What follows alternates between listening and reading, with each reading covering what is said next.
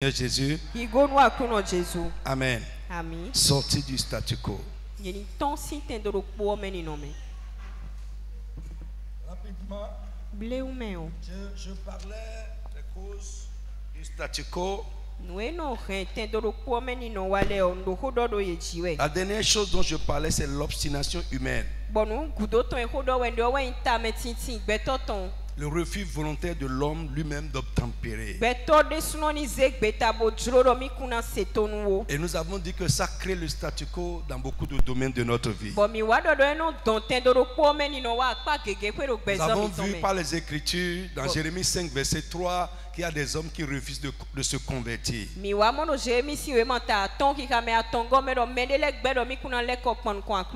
Or, c'est ce que Dieu attend pour les sauver et pour agir dans leur vie. Parfois, pour un chrétien qui s'est éloigné de Dieu, Dieu attend qu'il revienne à lui. Qu'il retourne à lui. Qu'il revoie les choses avec lui pour faire ce qu'il a à faire. Alléluia. Pour certaines personnes, Dieu attend une obéissance dans un domaine particulier de leur vie, mais ils s'obstinent à ne pas le faire. Et je crois que la plupart des chrétiens se trouvent là. Dieu attend une obéissance particulière, une obéissance dans un domaine particulier de notre vie. Nous avons parlé également du refus de pardonner. Alléluia. Et pour certaines personnes, c'est le report. Ils reportent, ils savent. Mais on est là, on reporte. On reporte ce que Dieu attend que nous fassions.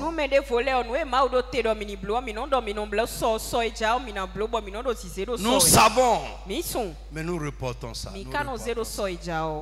Alléluia. Frère, ce que tu sais que c'est bien pour toi, que Dieu veut que tu fasses pour ton bien, et tu reportes. Écoute, comment on va appeler ça?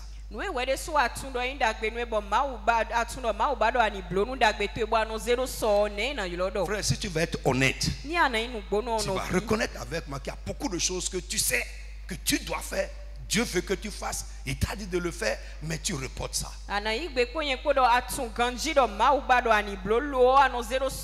Le témoignage de la sœur Pierrette le dimanche passé,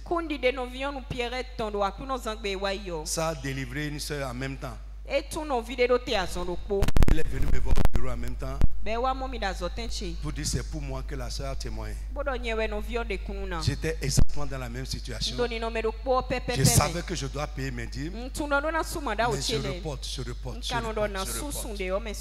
Et en même temps, elle a payé. Alléluia. Frère, tu sais. Et Dieu t'attend dessus. Peut-être que tu commences à faire quelque chose que tu n'es pas disposé à faire.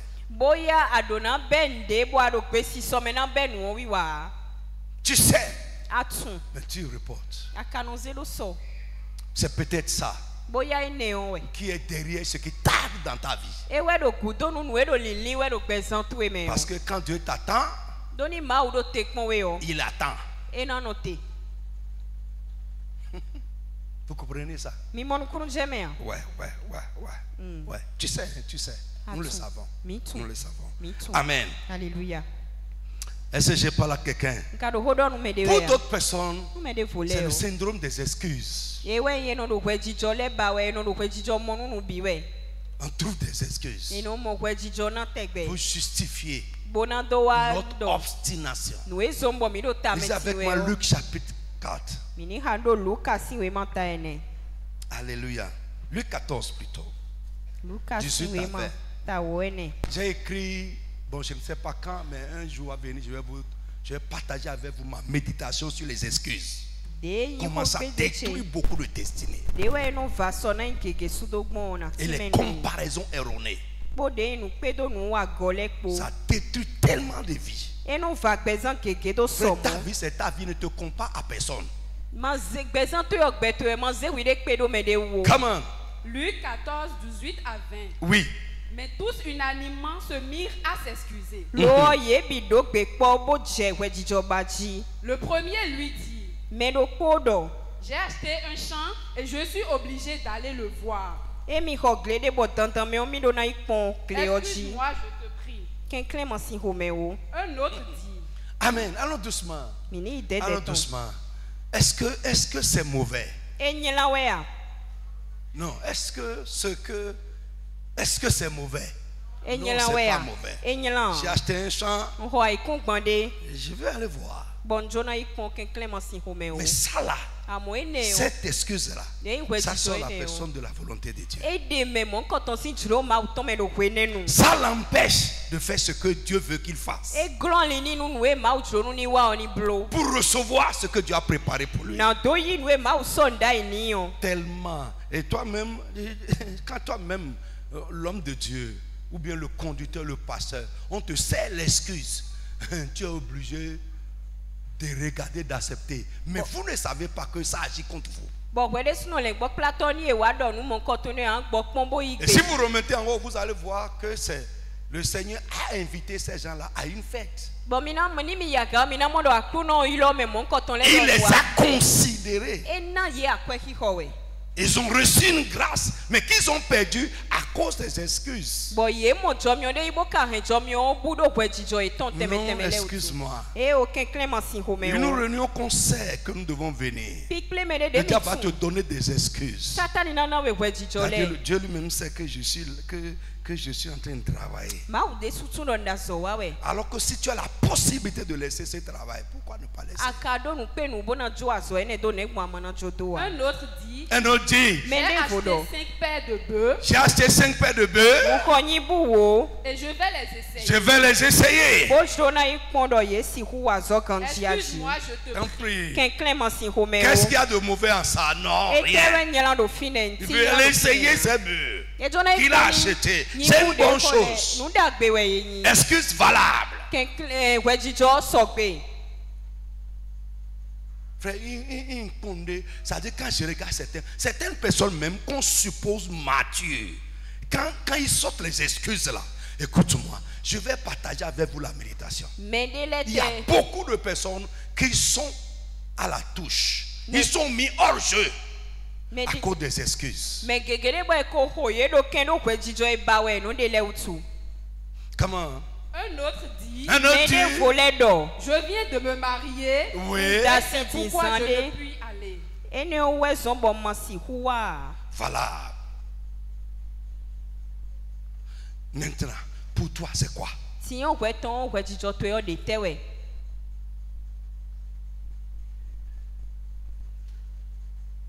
C'est quoi pour toi?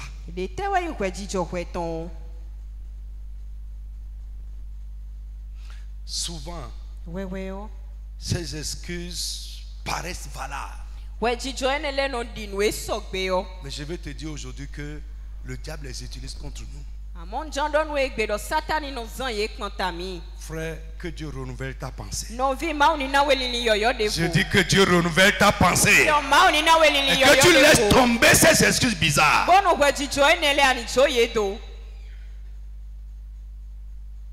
Gloire au Seigneur Jésus. Amen. Je dis amen à quelqu'un. Je dis amen à quelqu'un. Alors, sorti du statu quo, on va voir ça rapidement. Première chose, réaliser que le statu quo est dans ta vie, ou que tu es dans le statu quo, ou bien un domaine de ta vie est dans le statu quo. Ça commence par ça, la prise de conscience.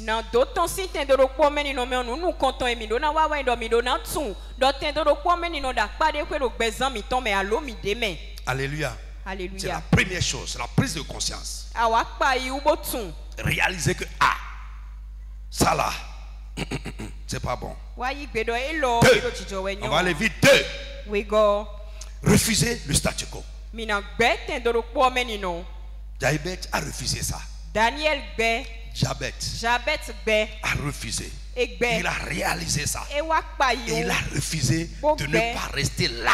Il a cherché Dieu. Et Dieu l'a délivré de ça. Donc tu dois refuser de continuer à vivre comme ça. Prendre la décision et être déterminé à sortir du statu quo. Si tu décides, Dieu va le faire.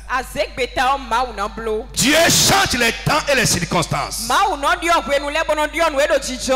Il n'y a rien que Dieu ne peut pas changer. C'est lui qui te place les montagnes. Frère, mais ça dépend de ta détermination à sortir de là. Alléluia. Alléluia. 3. Être prêt à payer le prix. Payer le prix du changement. Faire des sacrifices qui s'imposent. Les sacrifices nécessaires. Frère, parfois, pour que le changement arrive, tu dois renoncer à certaines choses. Tu dois changer d'habitude. Tu dois changer d'attitude. Frère, le prix à payer. Le sacrifice. Il va falloir peut-être que tu prennes des temps de jeûne et de prière durs. Le sacrifice. Le prix à payer. Alléluia. J'ai parlé ici de la délivrance par la douleur. Parfois ta délivrance viendra dans la douleur. Mais si tu es quelqu'un qui ne peut pas souffrir, écoute-moi, ça peut rester un peu. 4e chose. Amen. Te changer. Te changer. Te changer. Amen. Fais des changements. Au niveau personnel. Parfois. Pour que les choses changent, la première chose qui doit changer, c'est nous-mêmes.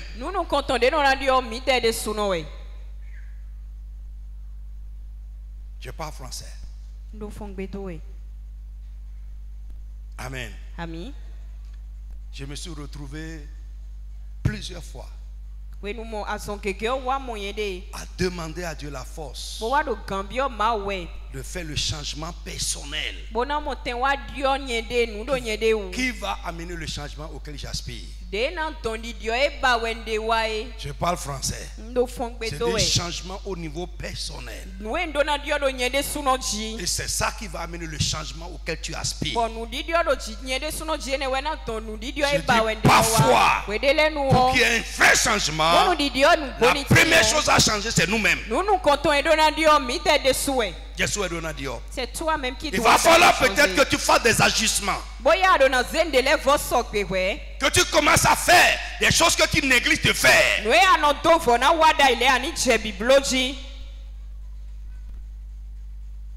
Alléluia. Alléluia. Frère Maïdé.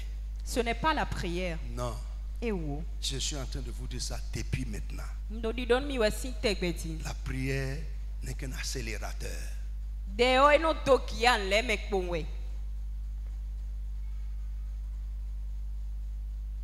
Amen. Amen. Je dis amen à quelqu'un. Fais des ajustements. Tu vas déplacer ces choses de là et mets ça à sa place. Pousser l'autre là-bas. Et d'autres enlever et jeter.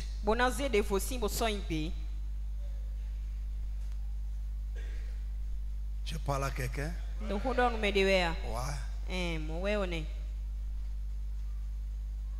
Ajuster.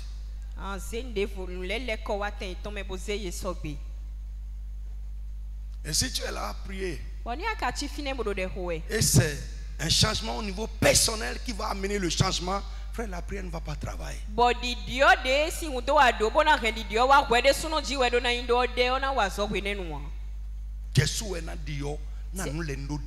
C'est à toi-même de changer avant que les choses ne soient changées pour toi.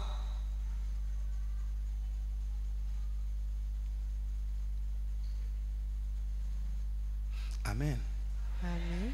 Prendre parfois des décisions radicales. Je dis radical.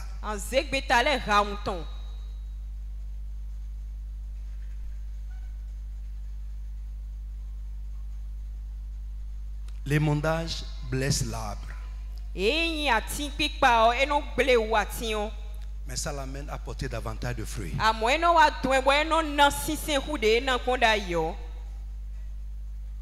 C'est des vérités que les chrétiens modernes n'acceptent pas. À cause des enseignements de motivation. Frère, écoute-moi, la motivation ne va pas remplir la discipline. Ne va pas remplacer la discipline.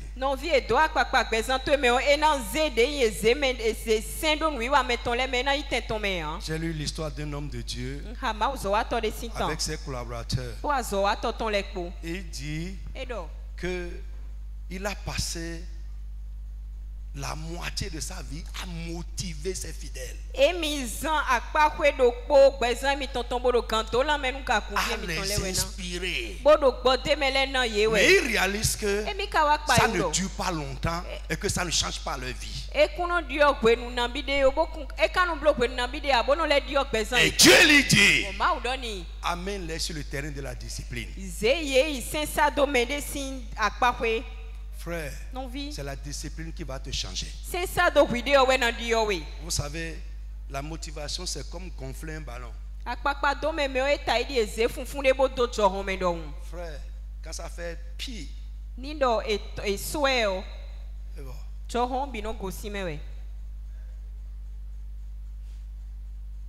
est-ce que je parle à quelqu'un? Ce qui va produire des résultats dans ta vie, c'est les changements au niveau personnel. Ouais.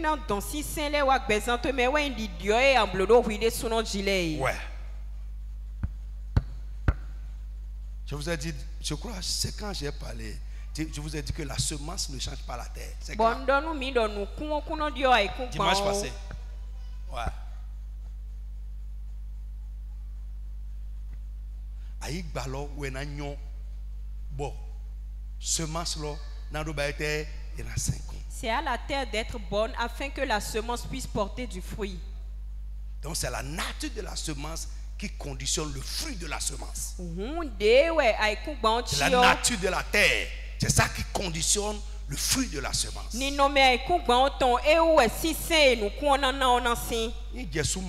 si toi-même tu n'es pas bon, quel que soit ce qu'on déposera en toi, ça ne donnera rien. Amen. Je prie que Dieu te donne un bon esprit, que Dieu te donne un bon cœur, que Dieu fasse de toi une bonne terre pour la semence des grâces. Tu peux prendre une bonne grâce, mettre dans une vie et ça va brûler. Ça ne va rien donner. Bien-aimé, j'ai dit encore ici, à grâce égale, l'effort personnel de chacun fait la différence. C'est ce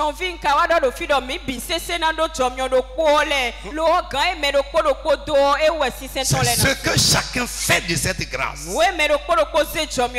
ce que chacun fait dans cette grâce. C'est ça qui va déterminer les résultats. Frère, qui Dieu ne veut pas bénir, qui Dieu ne veut pas élever. Non, Dieu veut le faire. Mais c'est toi de coopérer avec lui. C'est pourquoi la paresse, la négligence, c'est un ennemi à combattre, à tuer. Alléluia. Est-ce que je parle à quelqu'un? Le changement au niveau personnel, changement de mentalité, changement d'attitude, de manière de faire les choses, enlever la distraction à l'église, la distraction dans la présence de Dieu. Être un chrétien déterminé.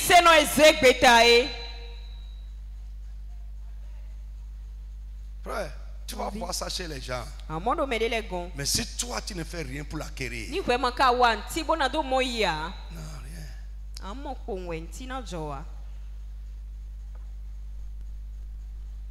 Est-ce que je parle à quelqu'un? Amen. Amen. Je parle à quelqu'un? Yeah.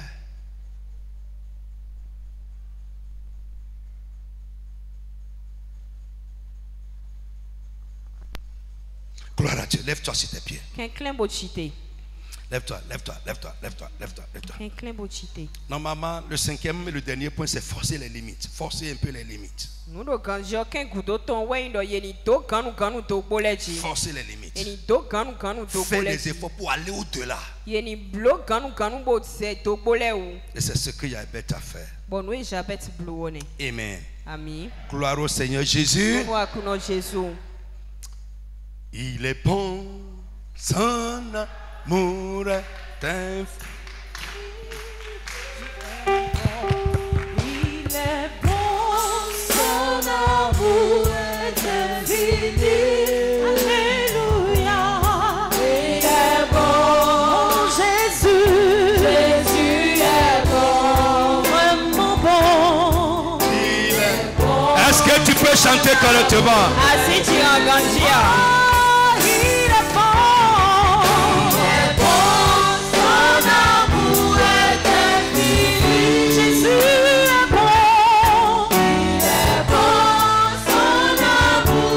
changeons nos habitudes.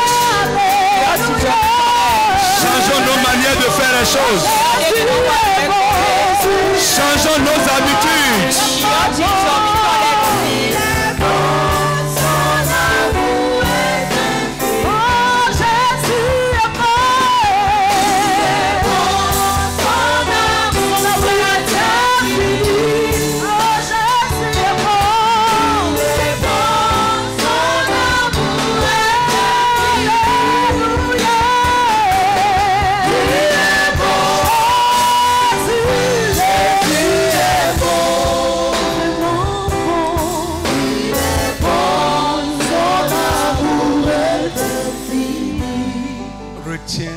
Comme une vérité éternelle. Le territoire que Dieu nous donne, c'est nous qui le prenons.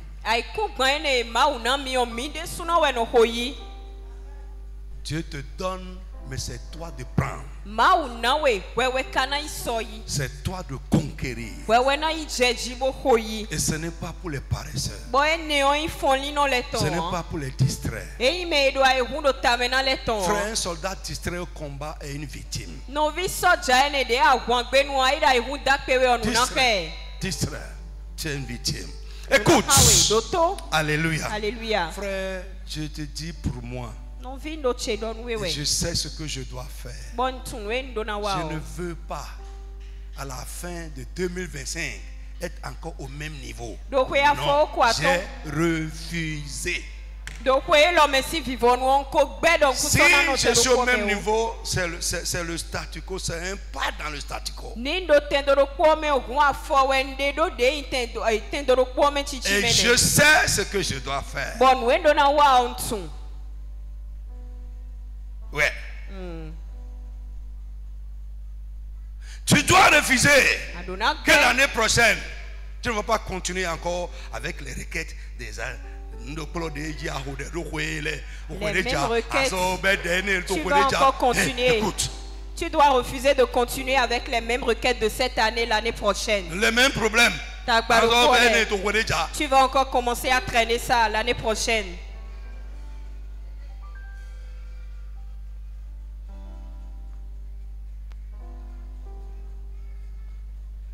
Frère, est-ce que notre Dieu est mort? Il est comparable à Baal? Mais c'est... Non, frère, soyons honnêtes.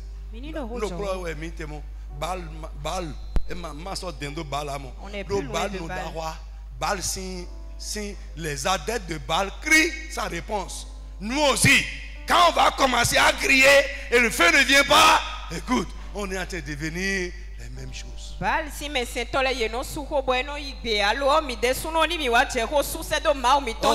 God. Écoute, le Dieu d'Élie, c'est notre Dieu. Amen. Élie est un homme de la même nature que nous. Il a crié, tu as répondu par le feu. Et tu vas voir, c'est lorsque le feu est descendu. Je ne vais pas vous dire ça. Eh, Miché. Nous donc Miché. J'ai quitté là-bas. J'ai quitté. Hey, vous savez ce que c'est dit, vous êtes en train d'applaudir. Vous ne comprenez pas, vous applaudissez. Hey, Michel. Michel, si oui, ma. 7:11. T'attends, oui. Michel 7, verset 11. Le jour où l'on rebâtira tes murs. Frère, Élie est en train de dire au peuple, ce n'est pas bon, pourquoi vous crochez des deux côtés? Si vous lisez la Bible, le peuple ne répondit rien. Lisez, je cite. Le peuple ne répondit rien. Mais ils étaient là. Ils regardaient. Quand les gens sont à côté, tu parles depuis Jésus est bon, Jésus est sauveur, ils te regardent. Mais quand ils vont voir le feu, ton Dieu ne te répond pas le feu, ils se tourneront vers ton Dieu. Je dis, ils vont se tourner vers ton Dieu. Ils étaient là, ils regardaient. Baal a fait pour lui, ok. Les enfants de Dieu aussi sont venus. Ils ont commencé pour eux.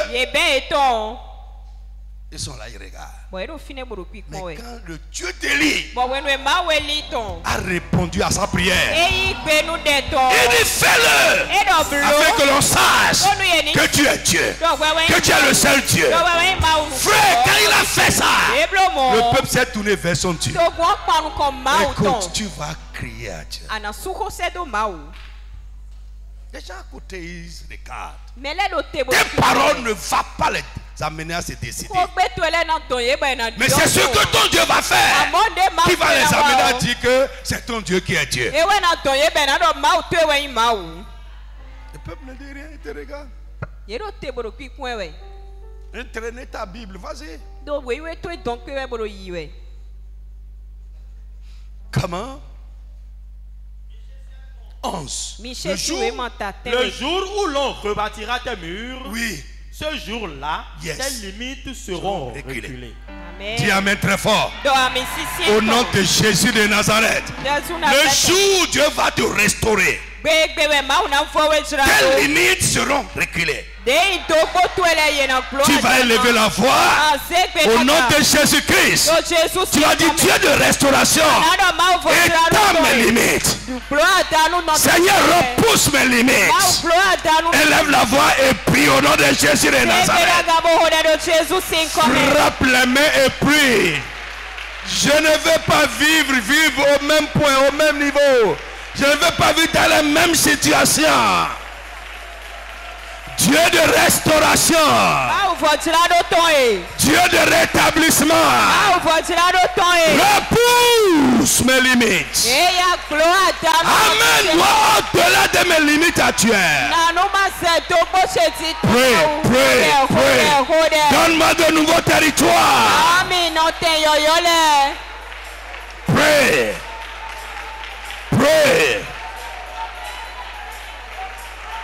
Les gens veulent voir, ils veulent voir. Ils veulent voir que tu n'es plus au même niveau. Ils veulent voir que tes limites sont repoussées. Ils veulent voir que tu marches un nouveau territoire. Ils veulent voir que tu vis maintenant une nouvelle dimension.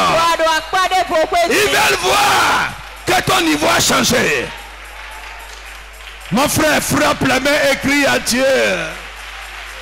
Repousse mes limites actuelles.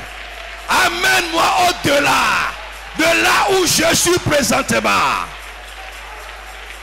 Dans ma vie spirituelle, sur le plan professionnel. Papa, accorde-moi de nouvelles conquêtes. Prie. Insiste.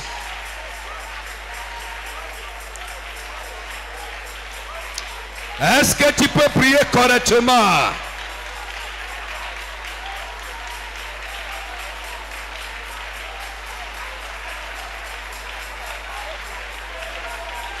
Jesus' name we pray.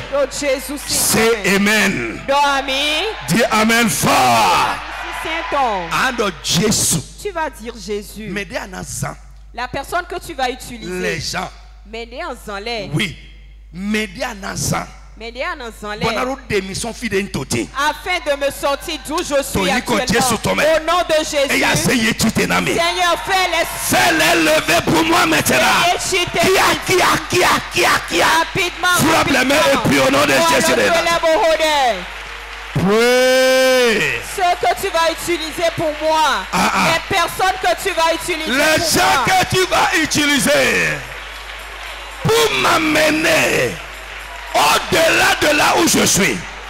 Pour m'amener de là où je suis à une dimension élevée. Papa, fais-les lever.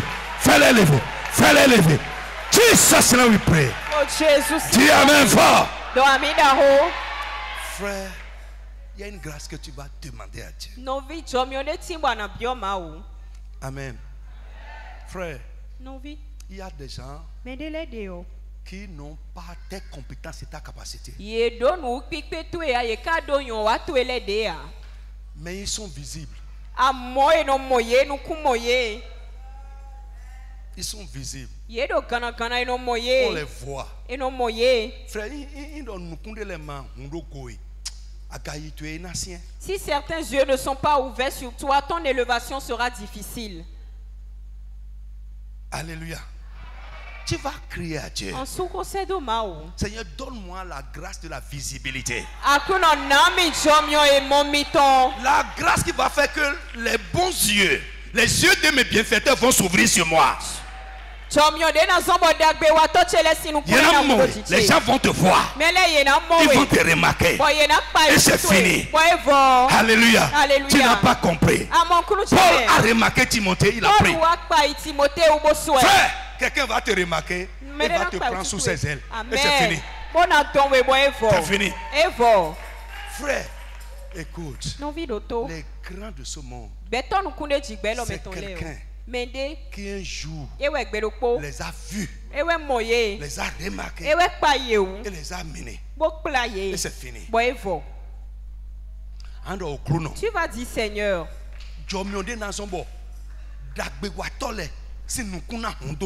la grâce qui fera que les yeux des bienfaiteurs vont s'ouvrir sur ma vie. Oui. Les grands, les yeux vont s'ouvrir sur toi. Au nom de Jésus. Amen. Tu vas prier. Moi-même là. Écoute, vous savez, je partage avec vous mon cœur. C'est ça, je suis en train de prier maintenant. Maintenant là. Je suis en train de jeûner dessus. La grâce peut être vue. La grâce peut être remarquée. Pas de bonnes personnes. Frère, et c'est fini. Quelqu'un va te remarquer. Alléluia. Sinon, écoute, sinon tu seras dans ton coin là en train de te démerder. Ça va se faire. C'est fait. Cette grâce de la visibilité va être remarquée, côté par les grands. Que cette grâce vienne sur toi. Au nom de Jésus. Tu vas frapper les mains. Mon Dieu, mon Père. La grâce que tu vas faire, qui va mettre sur ma vie. Et les grands vont me remarquer, me voir me coopter. Que cette grâce vienne sur ma vie. Mets cette grâce sur ma vie. Frappe les mains et prie au nom de Jésus. Prie. Reçois ça, reçois cela. Au nom de Jésus. Frappe les mains et prie. Prie.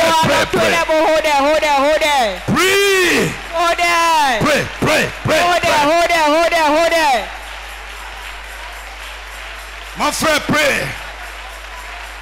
La grâce peut être vue, remarquée, cooptée par les grands, les bienfaiteurs. Prie.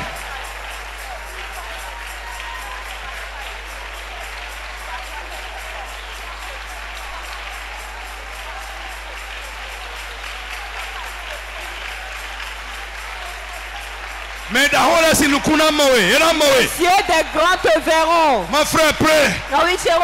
Les cieux de tes bienfaiteurs te verront. Les grands, les puissants, les nobles. Ils vont te voir. Ils vont te remarquer. Te coopter. Te prendre sous les ailes. Mon frère, prie bien. Ça ne va pas tarder.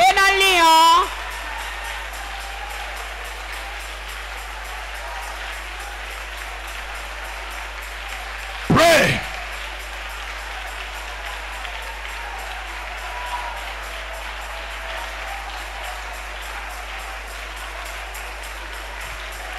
Jesus name we pray. Amen. Amen. Prends ton offrande. Mettez-moi l'huile ici vite, vite, vite, vite, vite. Prenez votre offrande en même temps. Vite, vite, vite. Frère, ne vous amusez pas avec ces choses-là.